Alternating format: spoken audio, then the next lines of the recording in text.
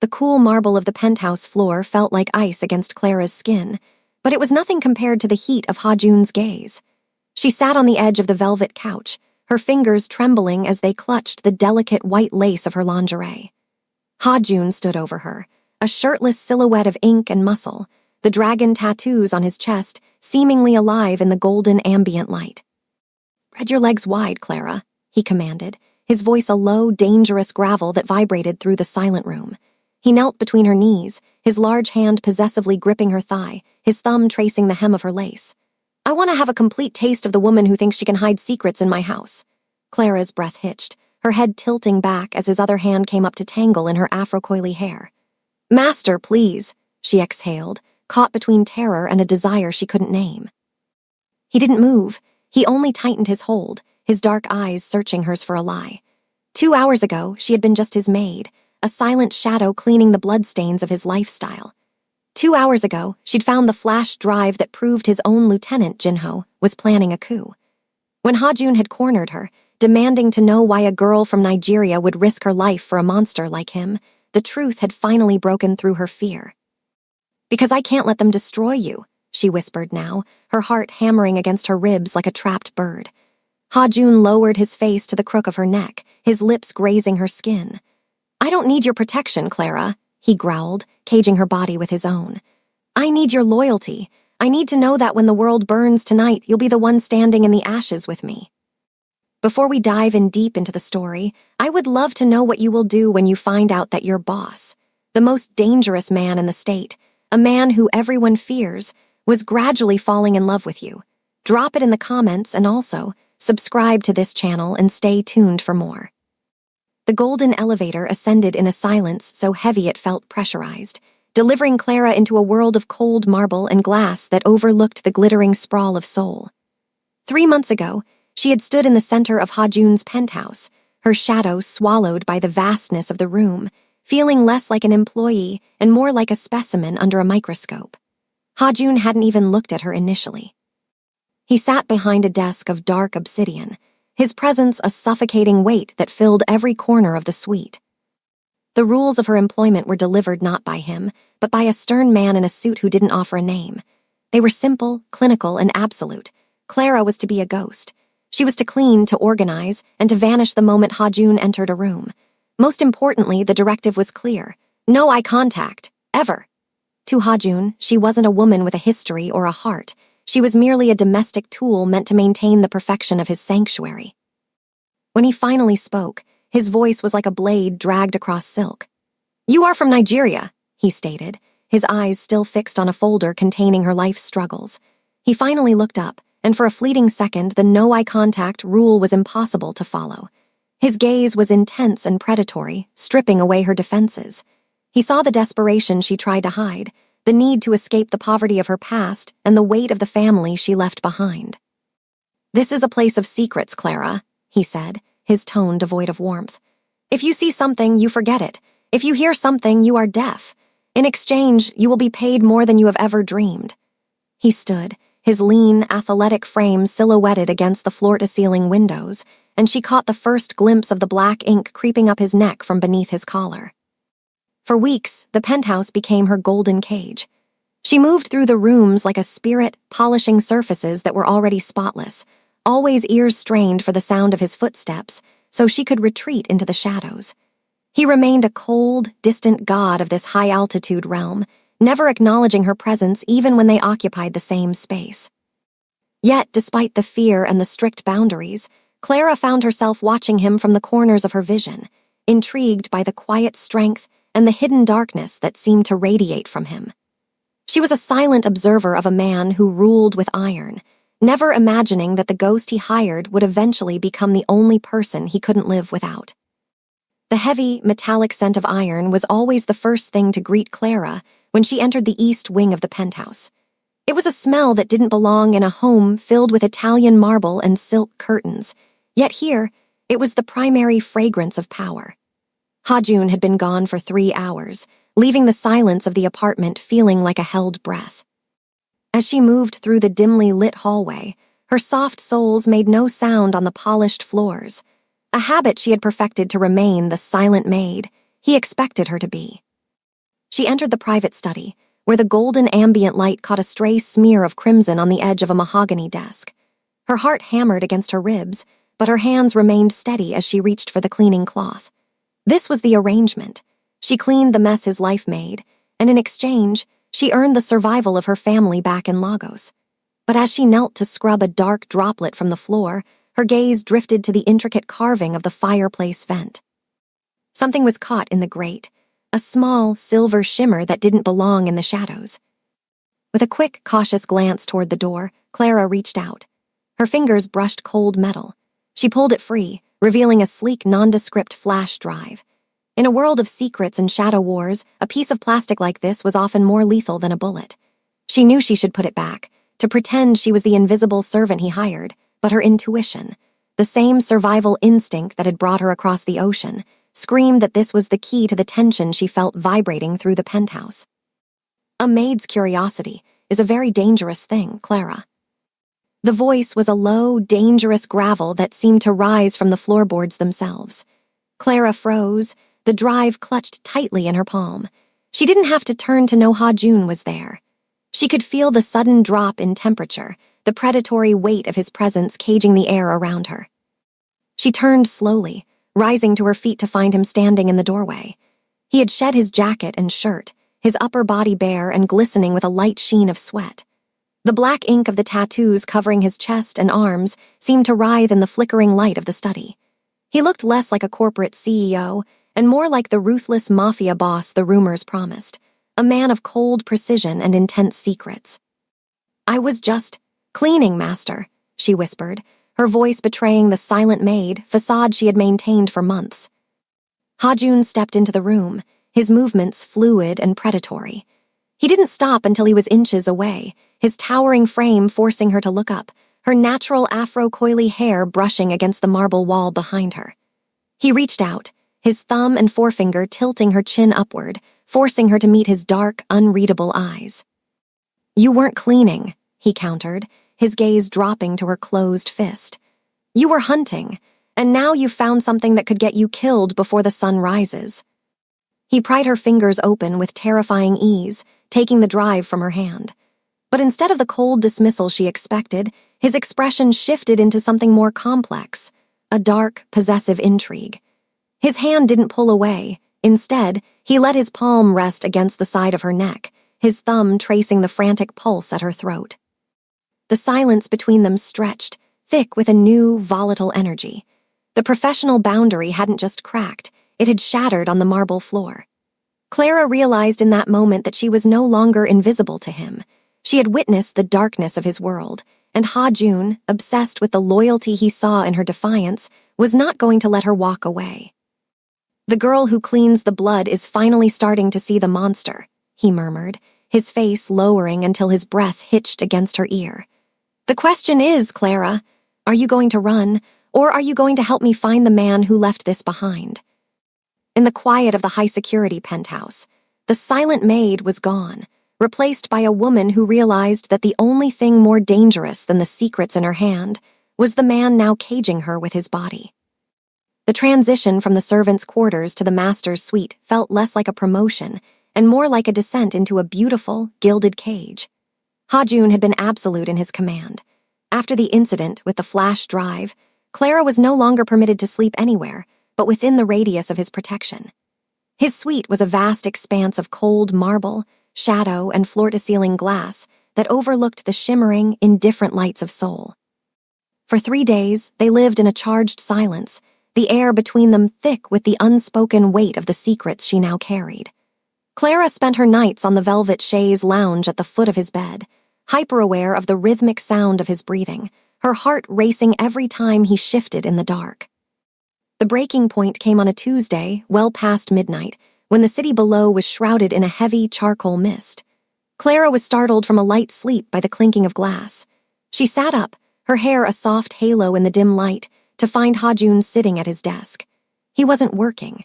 Instead, he was hunched over, a bottle of dark amber liquid forgotten at his elbow, staring at his reflection in the blackened window. He was shirtless, his broad back a landscape of twisting black ink that seemed to pulse under the low glow of the recessed lighting. "I can't sleep," he said, his voice a low, gravelly vibration that cut through the silence. He didn't turn around, but she could see his eyes tracking her in the reflection. The ink! It burns tonight. Clara hesitated, then stood, her bare feet silent on the silk rug. She approached him with the cautious grace of someone nearing a wounded predator. As she drew closer, she saw the intricate detail of the tattoos, dragons, crashing waves, an ancient script that told a story of a life lived in violence. There was a raw, red quality to the skin near his shoulder blade where the newest addition, a jagged phoenix, had recently been etched. "It looks inflamed," Clara whispered, her voice trembling slightly. "You haven't been taking care of it." Hajun finally turned, his dark eyes hooded and intense. "I have more important things to care for than my skin, Clara." He reached out, his hand hovering near her waist before he pulled back, a rare flash of hesitation crossing his features.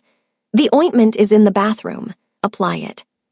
It was a command, but the edge of steel was gone, replaced by a desperate, weary hunger. Clara returned moments later with a small tin. Her pulse hammered in her throat as she stepped between his knees. The scent of him, expensive sandalwood, tobacco, and something primal, swirled around her, making her lightheaded. She dipped her fingers into the cool cream and pressed them against the heated skin of his back. Hajun let out a sharp, hissed breath, his muscles coiling beneath her touch. Clara didn't pull away. Emboldened by the silence, she began to move her hands in slow, rhythmic circles. She traced the line of a dragon's tail down the curve of his spine, her fingertips memorizing the texture of his strength. The tension in the room shifted from dangerous to electric. Every time her skin brushed against his, a spark seemed to jump between them, a silent conversation of touch that bypassed the barriers of their status. "You have a healer's hands," he murmured, his head dropping forward. "A waist for a maid." "I am whatever you need me to be, Hajun," she replied softly, her hand lingering on the ink over his heart.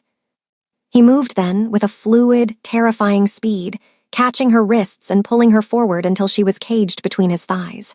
His chest was heaving, the tattoos on his pectorals rising and falling with his labored breath. Up close, the intensity of his gaze was a physical weight. He looked at her not as a servant, nor even as a witness, but as the only thing in his cold world that felt real. Clara didn't look away. She traced the ink on his collarbone with her eyes, then looked up into the dark storms of his iris. The air was gone, replaced by a vacuum of wanting. Hajun's grip on her wrists softened, his thumbs stroking the delicate skin of her inner arms. He leaned in, his lips inches from her ear, his breath hot and smelling of bourbon. "If you stay in this room tonight, Clara, there is no going back," he warned, his voice a ragged edge of a promise. "The maid dies and the woman belongs to the ghost." Clara leaned into him, her forehead resting against his.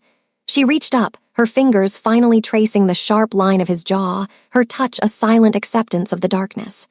"The maid died the moment you looked at me," she whispered.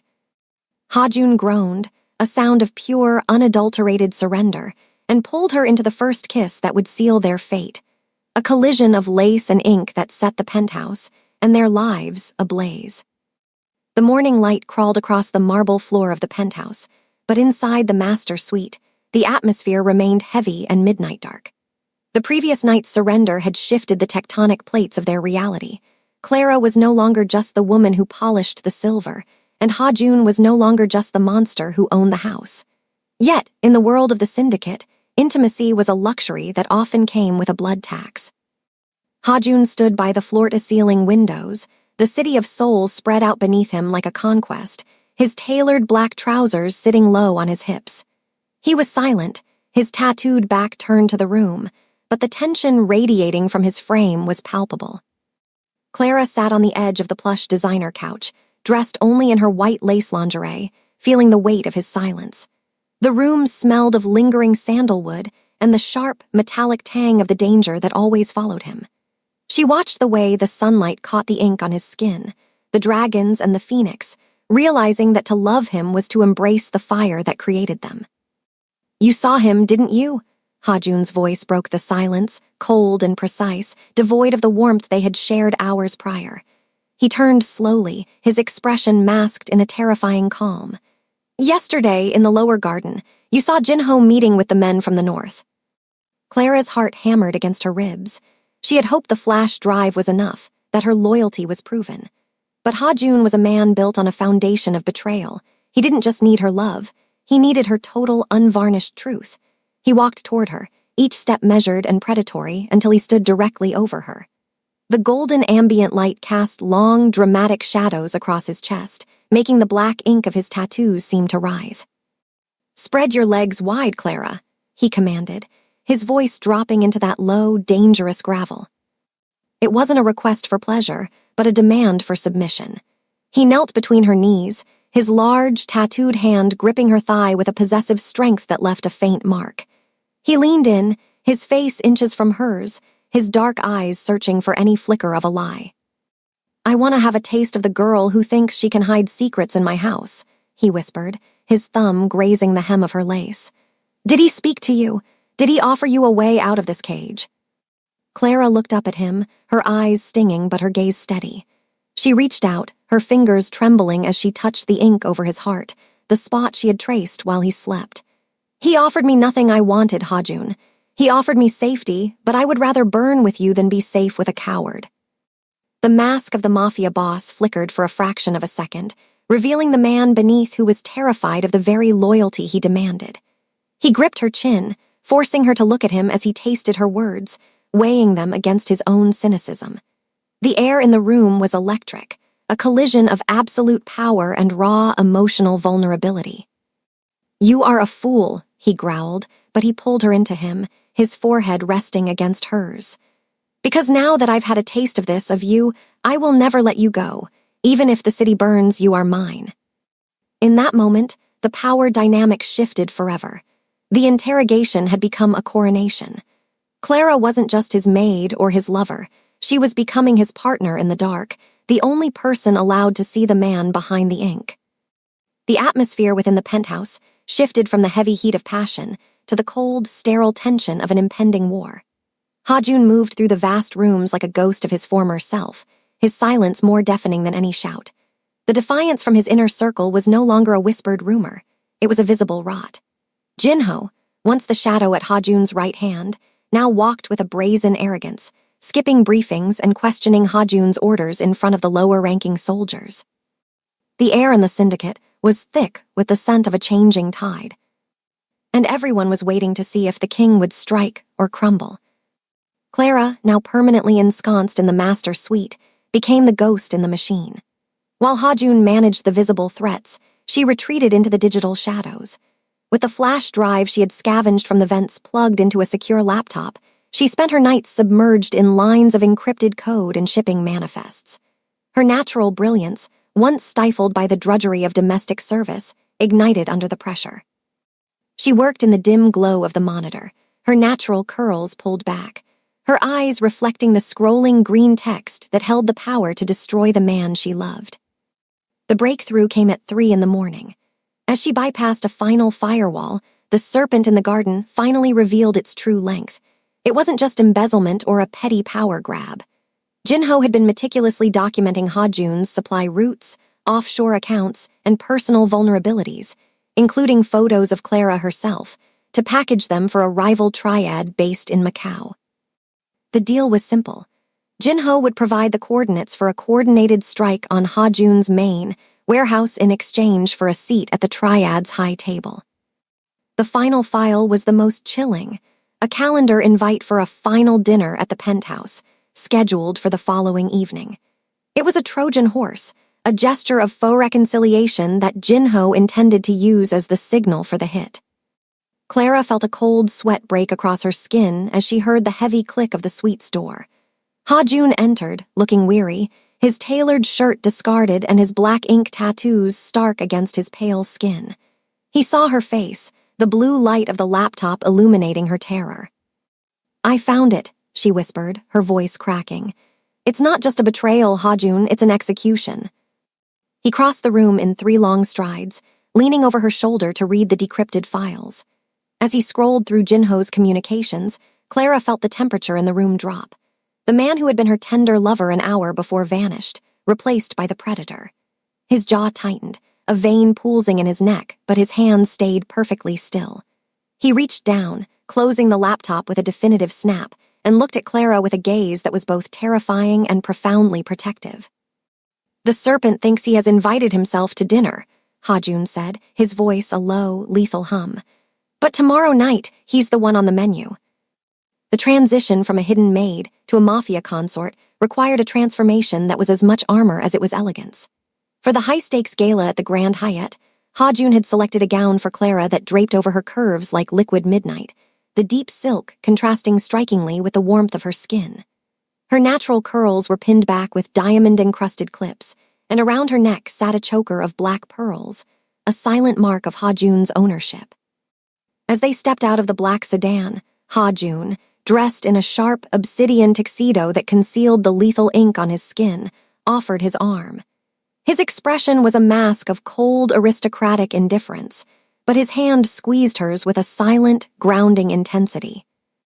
The ballroom was a labyrinth of mirrored walls and predatory smiles, filled with the elite of Seoul's underworld and their corporate counterparts.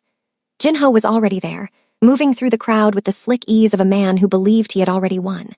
He offered a mocking toast to Ha-Jun, his eyes lingering on Clara with a predatory glint that made her skin crawl.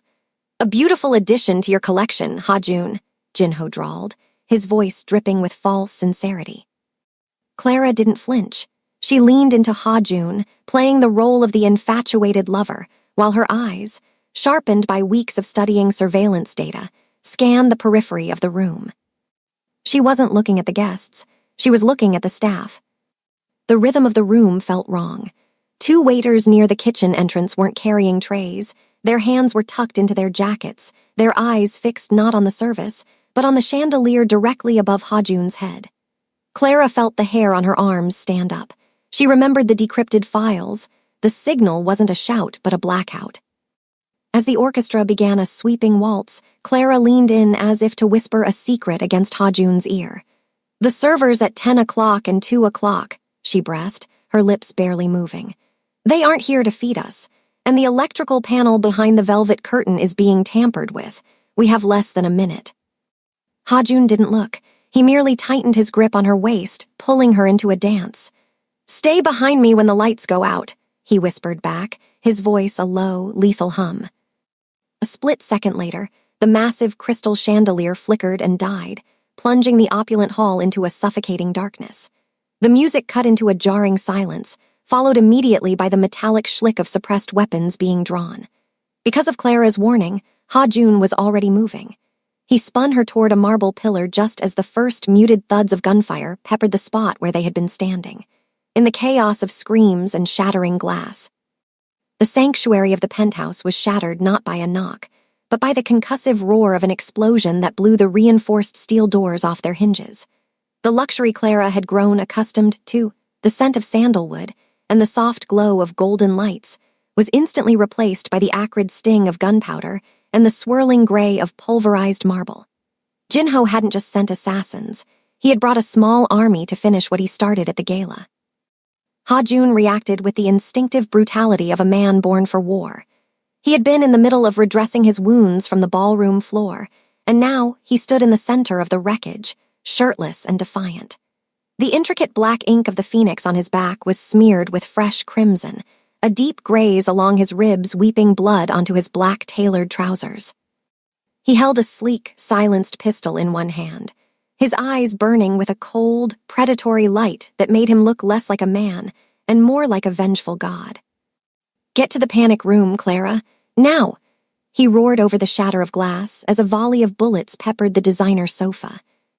But Clara was done running. She crouched behind the kitchen's marble island, her heart a frantic drum against her ribs.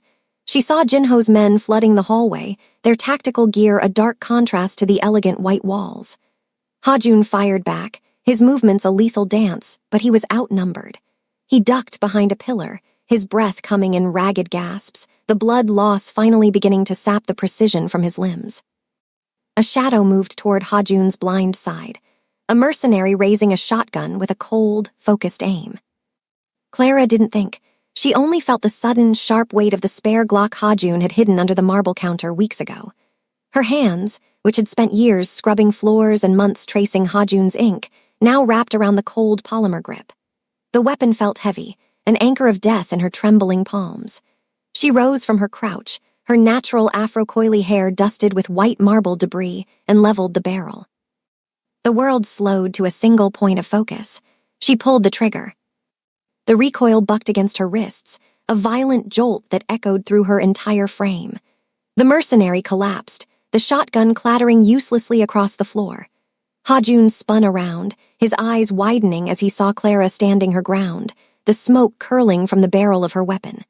For a heartbeat, their gazes locked, a silent acknowledgement that the last thread of her innocence had finally snapped. "I told you," she whispered, her voice steady despite the chaos. "I'm not leaving you."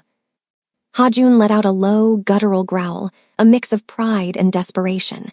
He reached out, grabbing a spare magazine from his belt and tossing it to her. "Then stay low and keep your eyes on the door. If we die tonight, Clara, we die as equals." The rain began as a soft drizzle, turning the neon lights of the Gangnam district into smeared, glowing oil on the asphalt. Ha-Jun moved through the narrow alleyway behind the shipping terminal with the grim finality of an executioner. He was a vision of controlled fury, his black dress shirt unbuttoned and fluttering, revealing the blood-soaked bandages against his ink-covered skin. In his hand, the heavy steel of his custom handgun caught the flickering light of a dying street lamp. Ahead of them, cornered against a locked warehouse gate, Jinho was a broken man, crawling through the mud. His once expensive suit shredded and stained with the filth of his cowardice. "Please, Ha-Jun, we were brothers," Jinho shrieked, his voice cracking as he hit the dead end. Ha-Jun didn't answer. He didn't need to. He stepped into the light, the barrel of his weapon leveling with Jinho's forehead. The hammer clicked back, a sound that seemed to echo louder than the city traffic beyond the walls. Ha-Jun's finger tightened, his knuckles white, his jaw set in a stone-cold mask of vengeance. He was seconds away from committing a murder that would be caught on the myriad of high-definition security cameras lining the terminal. A move that would invite the full weight of the Seoul Metropolitan Police and end his reign forever. "Stop." The word was quiet, but it carried the weight of a physical blow. Clara stepped out of the shadows, her hand gently but firmly coming to rest on Ha-Jun's tensed forearm. Her hair was damp from the rain, and her face was pale, but her eyes held a clarity that stopped the beast inside him. "If you kill him here, you lose everything," she whispered, leaning into his side so only he could hear. "The cameras are watching.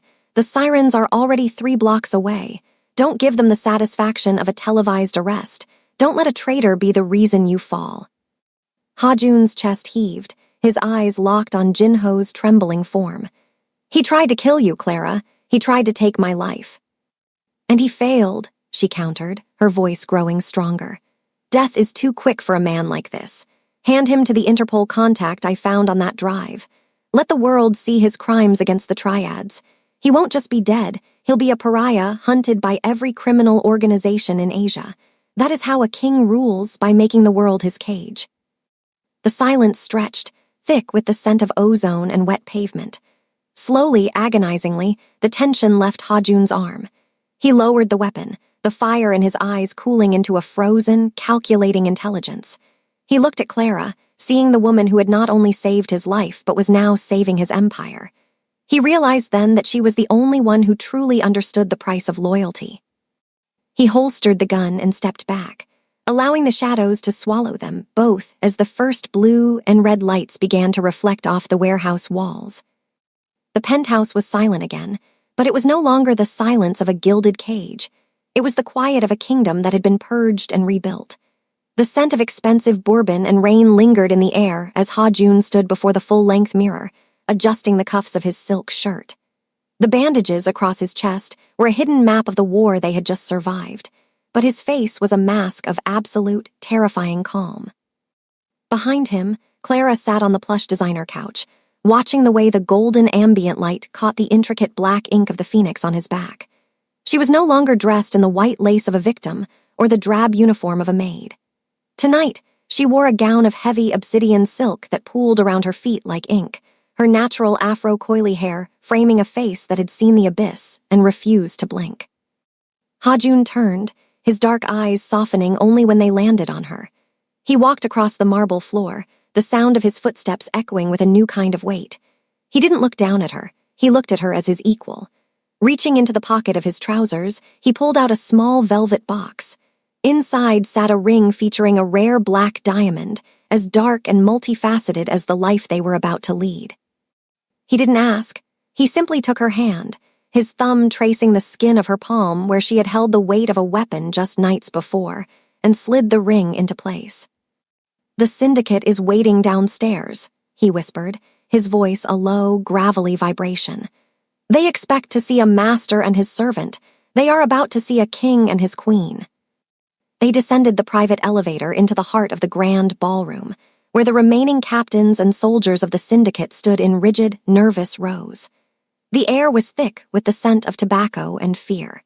These were men who had seen Ha-Jun execute traitors without a second thought, men who had whispered that he had grown soft for a foreign maid. But as the doors slid open and Clara stepped out beside him, her hand tucked firmly into the crook of his elbow, the whispers died a sudden, violent death. Ha-Jun didn't offer a long oration. He stood at the head of the room, his presence a physical force. "You all know the price of betrayal," he said, his voice carrying to every corner of the hall. "And you all know the value of loyalty. This woman is the reason I stand before you tonight. She is the reason the serpent is gone. From this moment on, her word is my word. Her shadow is my shadow. You will bow to her as you bow to me." One by one, the hardened men of the underworld lowered their heads. It was a silent coronation, a baptism in the shared darkness they now inhabited. Later, as the celebration of their survival roared below, Ha-Jun led Clara back to the private balcony of the penthouse. The city of Seoul was a sprawling carpet of neon and shadow beneath them, indifferent to the blood that had been spilled to keep them atop their throne. The wind caught Clara's silk skirts and Ha-Jun's unbuttoned collar, the cool air a welcome relief after the heat of the ballroom. Ha-Jun stepped up behind her, caging her body with his own, his tattooed arms resting on the railing beside hers. He pressed his face into the crook of her neck, breathing in the scent of her, no longer just soap and lavender, but something sharper, more dangerous. "Do you regret it?" he asked, his voice barely a murmur against her skin. "The light you left behind." Clara leaned back into his strength, her hand rising to cover his, the black diamond on her finger catching the light of the city. She looked out at the horizon, where the darkness of the mountains met the glow of the skyscrapers. She knew the world would always see them as monsters, that their path would be paved with further secrets and inevitable violence. But as she felt the steady, powerful thrum of his heart against her back, she knew she had finally found the only home that mattered.